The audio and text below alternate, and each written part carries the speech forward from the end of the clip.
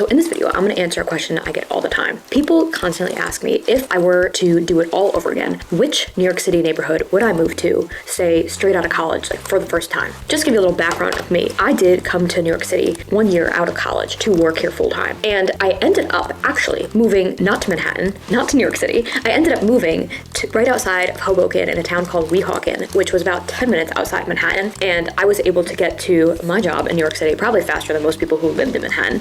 But I did not end up living in New York City. Now, when I came here, I had absolutely no money. So I literally had to scrounge up money to pay rent. So I had hardly any money to work with. And I have no regrets of how I did it, because here I live in Manhattan now, and I'm a New York City real estate agent in Manhattan. And I've come a long way over the years, but I don't regret where I moved to. And I actually really, really enjoyed living where I did live. And although I would have loved to live in Manhattan, I had no idea how to do it when I had no money starting off. And now looking back, I do know ways to help people get into Manhattan in their early 20s when they have no money. So I do have more suggestions for people who are in that point of their life now. And I will probably make a separate video kind of focusing solely on that, because I think that if I knew what I know now, I could have moved directly to Manhattan. I just didn't know how to do it. So if anybody out there is in their early 20s or like right out of college age and doesn't have any money to move to Manhattan but wants to only move to Manhattan and wouldn't consider anything else, I want to make content for you to kind of help you get there, because I think that didn't exist when I was moving to New York City for the first time. So let's pretend I'm doing it all over again, straight out of college.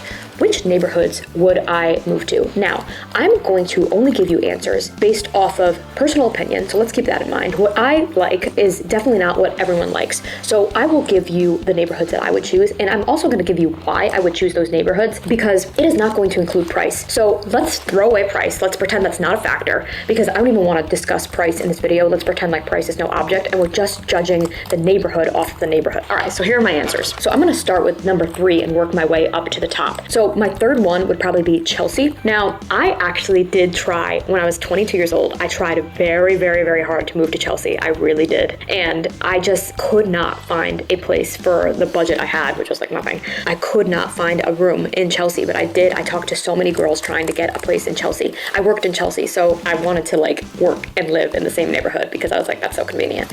So Chelsea definitely would be my number 3 answer, because I do think that it's a lively downtown neighborhood. And I do have 2 other answers that I would put before Chelsea that I will get into, but I do think that Chelsea has a good bar scene, a good restaurant scene. You can also find places that don't completely break the bank when it comes to like price in Chelsea. Like you can actually find some deals there. I know there's also like lots of fine dining there as well, but you can really live in Chelsea in your early 20s and just avoid all of that and just go to the places that are like more of a bar scene or more affordable.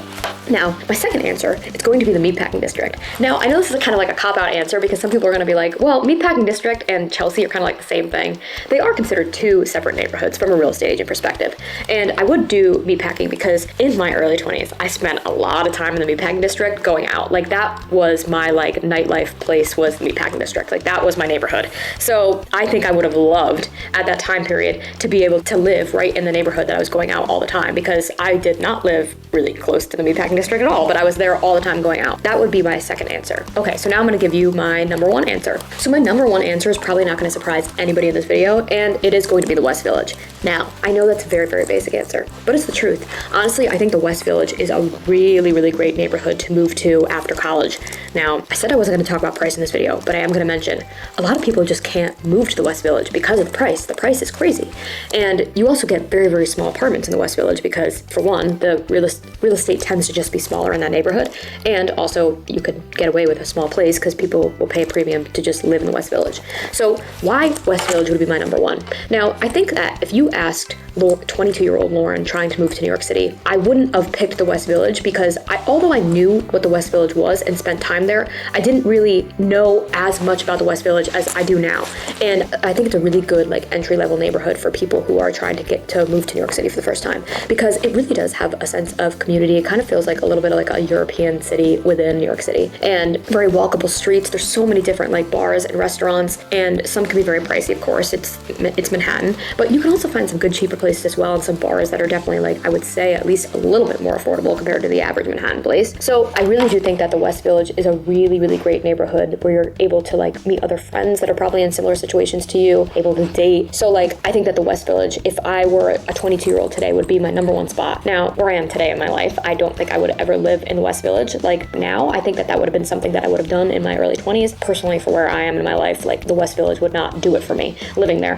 However, I spent a ton of time in the West Village, like dining. I really love the neighborhood. I just wouldn't live there right now where I am in my life. But there are tons of people in their 30s, 40s, 50s, 60s that love living in the West Village. It's just personally my preference for where I am in my life right now. So those are my top 3 places that I would live after college. Now, you might also notice that every single one of those answers was on the west side of Manhattan versus the east side. Now, I am naturally, I don't know, I'm a little bit, if you watch my videos, you know that I'm kind of like a west side girl. I tend to lean towards west side neighborhoods versus east side neighborhoods, and I don't know what it is. I think I might have just spent more time in my early 20s just in the west side than I did in the east side, and so I'm just a little bit biased towards the west side now.